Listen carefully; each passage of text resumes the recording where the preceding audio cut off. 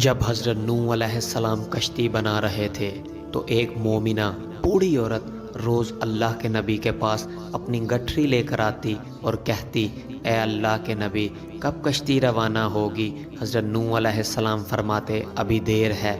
वह औरत शाम तक बैठी रहती और फिर उठकर चली जाती।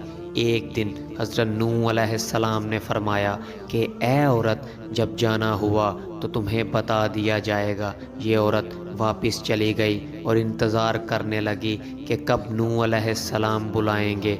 इस दौरान अज़ाब आ गया और कश्ती रवाना हो गई, लेकिन हज़रत नूह अलैहिस्सलाम ने इस औरत को ना बुलाया।